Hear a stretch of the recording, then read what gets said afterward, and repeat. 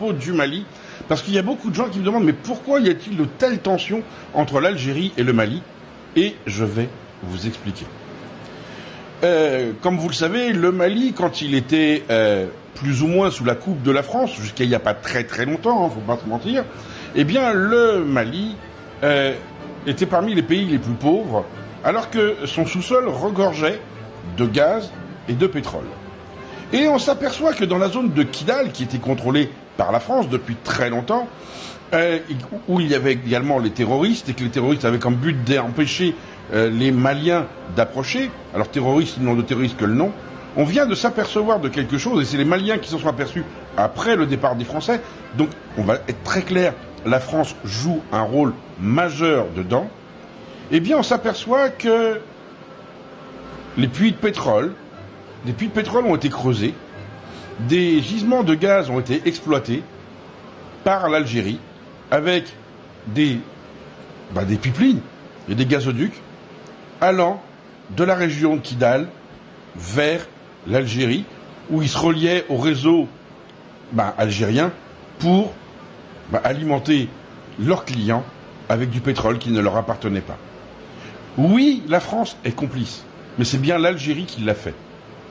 Et pourquoi l'Algérie, quand les Français ont dit on s'en va, ils ont tout de suite fait monter la sauce terroriste pour éviter que le Mali s'aperçoive que depuis probablement des décennies, le gaz algérien et le pétrole algérien étaient maliens. Forcément, les Maliens l'ont mal pris. Et ils en veulent à Paris, et ils ont raison. Mais ils en veulent surtout à Alger. Alger, ce pays qui se dit indépendant, a profité que la France lui a offert de voler le Mali. Alors quand l'Algérie parle d'Union africaine, faites-nous confiance, où est la confiance? D'ailleurs, pourquoi l'Algérie veut que le Polisario prenne dans le Sahara, prenne le Sahara marocain? Pour les mêmes raisons. Pourquoi l'Algérie finance les terroristes maliens? Pour reprendre le pétrole. La raison, elle est là. L'Algérie vole depuis 1962 le pétrole et le gaz malien. Alors, les Maliens sont tout à fait conscients qu'il n'y aura jamais un paiement de la part de l'Algérie. Par contre, maintenant, l'Algérie, les vannes sont coupées. Et d'après certains experts, alors ce sont des experts, moi je ne suis pas spécialiste, la capacité de production pétrolière et gazière de l'Algérie vient de chuter de 76%. Et ce serait une des raisons pour lesquelles les BRICS ont dit « Stop, on ne veut pas de vous.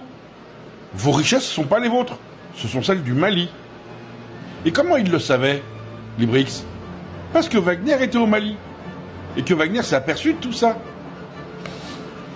Et où est-ce que les Russes ont tout de suite été chasser les terroristes? Et ils se sont aperçus qu'ils avaient des uniformes algériens autour de Kidal, là où il y a des puits de pétrole et des systèmes d'extraction gazier.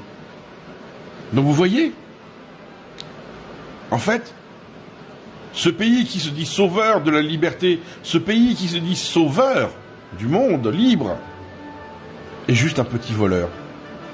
C'est un petit pays qui se sert de son ancienne colonie pour obtenir des privilèges.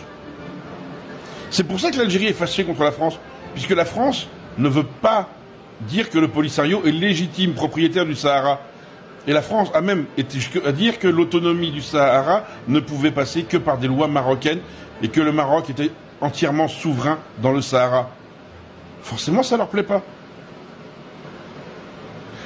N'oublions pas que presque 50% du territoire algérien a été pris à la Mauritanie, au Mali, au Maroc, à la Tunisie et à la Libye.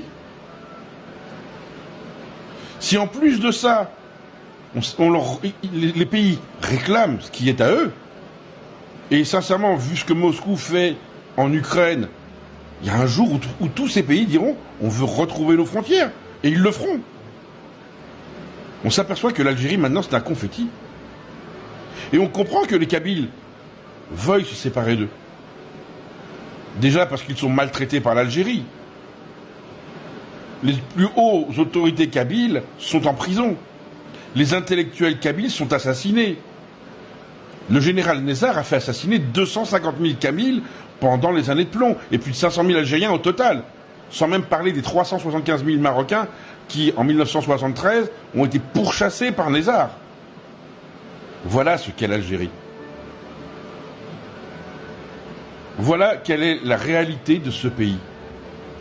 Un pays de voleurs. Alors quand Tebboune dit qu'il a besoin que les Algériens reviennent, c'est probablement vrai. Parce qu'il est conscient que, autour de lui, c'est en train de se resserrer. Que les frontières sont en train de se faire. Et que l'air de rien, l'alliance des pays du Sahel, qui sont tous soutenus par Moscou et Pékin, et du Maroc, qui est une alliance illogique, puisque le Maroc est plutôt soutenu par les États-Unis, ça montre à quel point plus personne ne fait confiance à l'Algérie. Et c'est une véritable tragédie pour le peuple algérien. Que va devenir l'Algérie avec 80% de gaz en moins, à 76%, 80% de pétrole en moins? Comment vont vivre les Algériens? Que reste-t-il aux Algériens pour payer leurs dettes? Rien. 2024 s'annonce très difficile pour l'Algérie, et je suis curieux de voir comment le gouvernement algérien et le peuple algérien vont réagir. Et si ce peuple ne réagit pas, c'est que vraiment il y a un grand problème au niveau de la population algérienne. Et je suis persuadé que déjà la Kabylie va avoir de plus en plus de force, sachant que maintenant ils sont plutôt l'écoute de Moscou. Et ça s'appelait pas non plus Alger, hein, on est bien d'accord. Mais ça va pas être facile pour l'Algérie d'expliquer comment, depuis 1962, ils volent les ressources du Mali. Sur ce, soyez heureux, rendez heureux, réfléchissez un peu.